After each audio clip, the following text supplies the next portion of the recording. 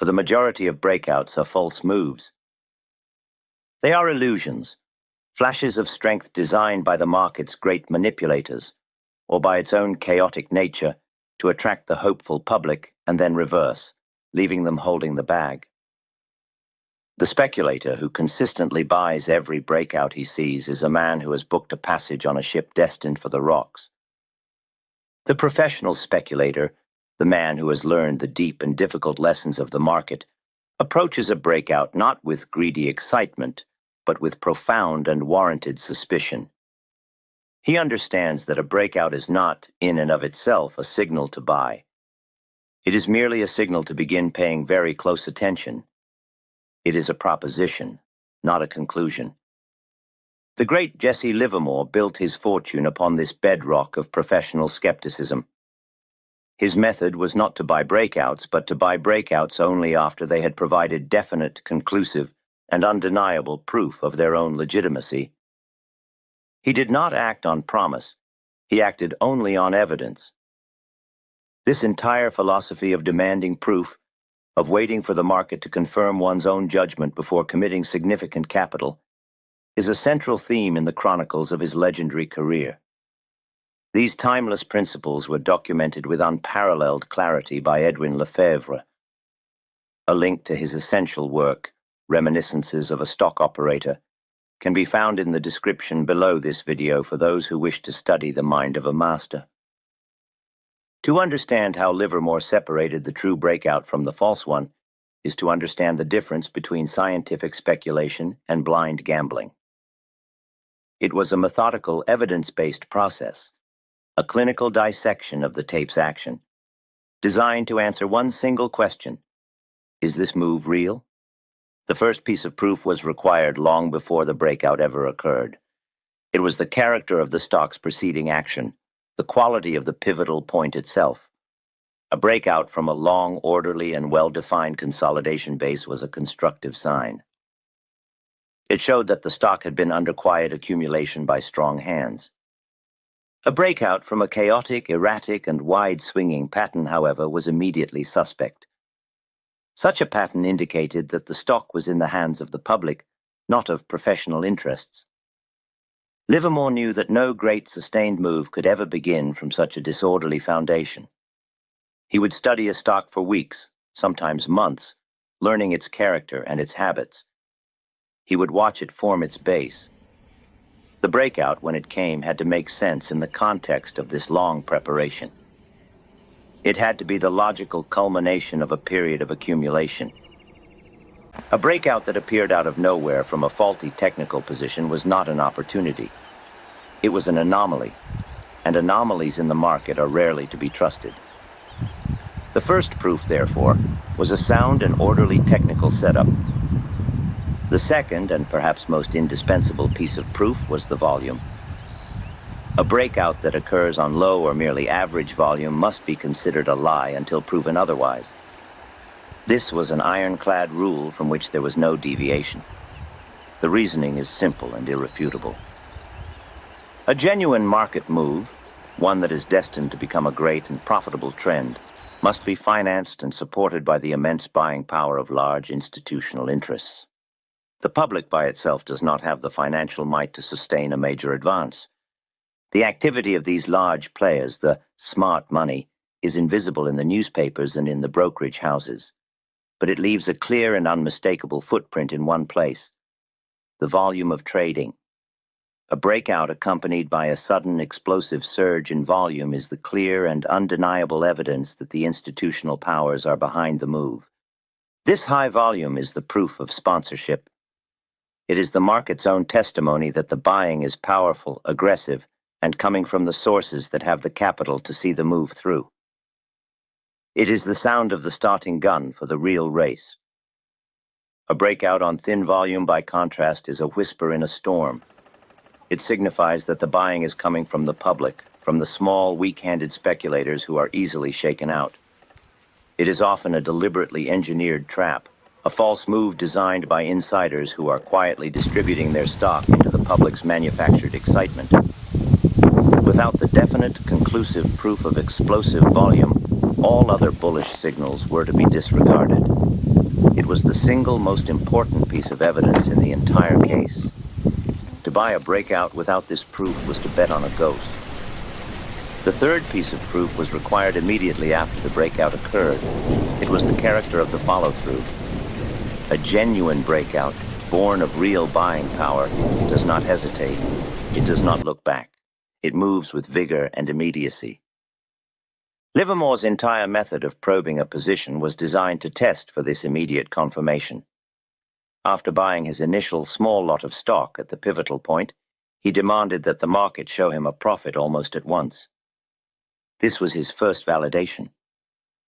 The stock had to continue advancing for the next several days, pulling away from the breakout point with a sense of energy and purpose. It had to act right. It had to show by its own action that the path of least resistance was now decisively upward. If a stock broke its pivotal point and then, on the following day, it became sluggish, made no progress, or, worse, fell back below the breakout level, it was a profound danger signal. This was a false move. The breakout was a failure. The proof was negative. In such a case, the disciplined speculator does not wait. He does not hope. He does not give the stock a second chance to prove itself. He accepts the immediate verdict of the tape and sells his position at once, taking a small, manageable loss. The market has proven his initial judgment wrong, and he does not argue with the judge. To buy a breakout and hold on through a period of weakness, hoping it will recover, is to substitute the emotion of hope for the evidence of the tape. The professional demands immediate proof in the form of a profit. Without that proof, he withdraws from the field.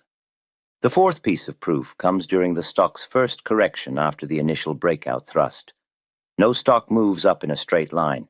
It will advance, and then it will have a minor pullback to consolidate its gains. The character of this first pullback is a critical piece of evidence.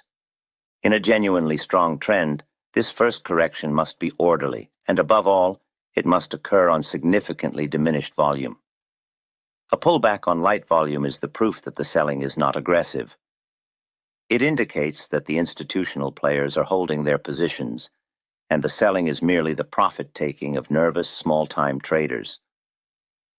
This is a sign of a stock that is in strong hands. The supply of stock for sale is small, and it is easily absorbed.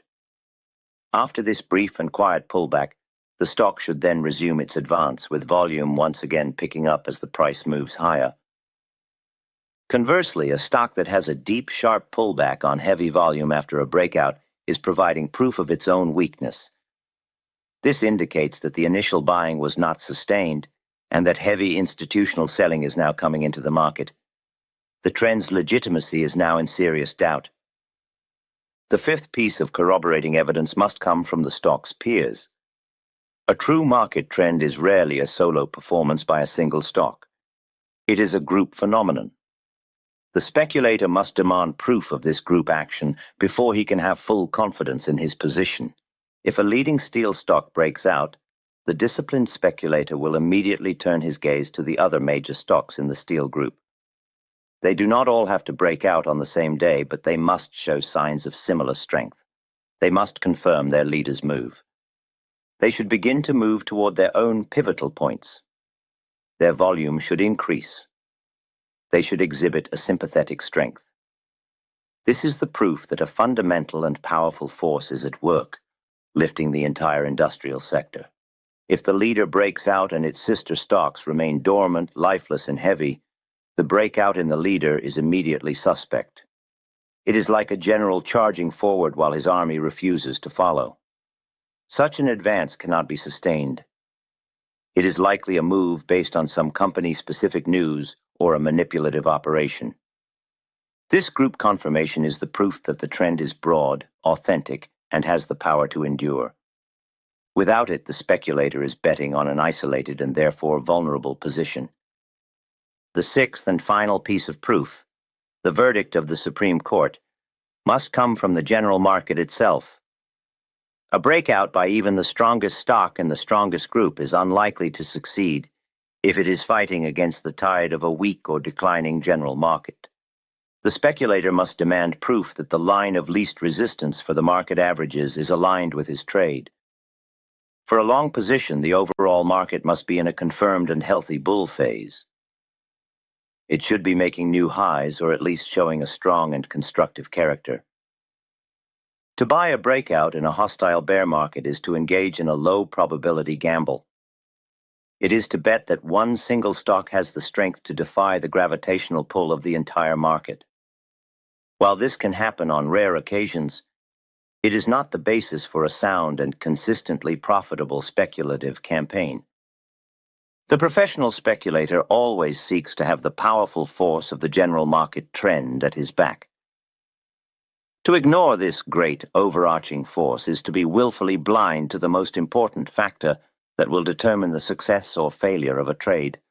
This leads us to the great sin of the impatient amateur, the sin of anticipation. He sees a stock consolidating near its high and becomes tired of waiting. He convinces himself that a breakout is inevitable, and so he buys the stock before the breakout occurs, hoping to get a cheaper price. Livermore knew this to be a cardinal and costly error.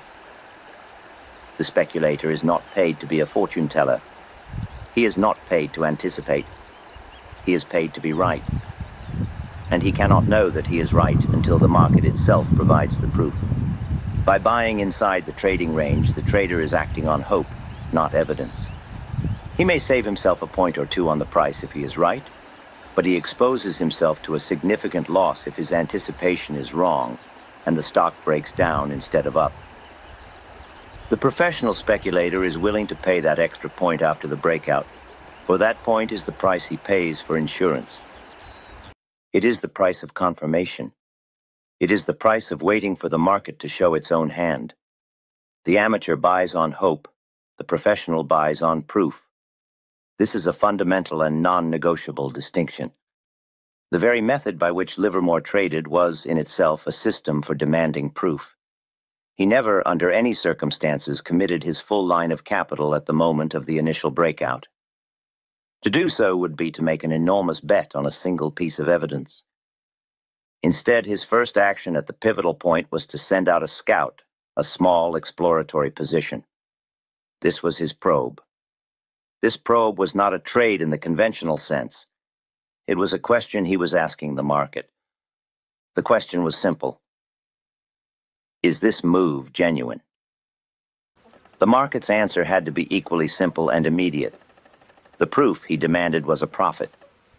If the probe position immediately went against him, the market's answer was no. He would then close the position and his investigation was over.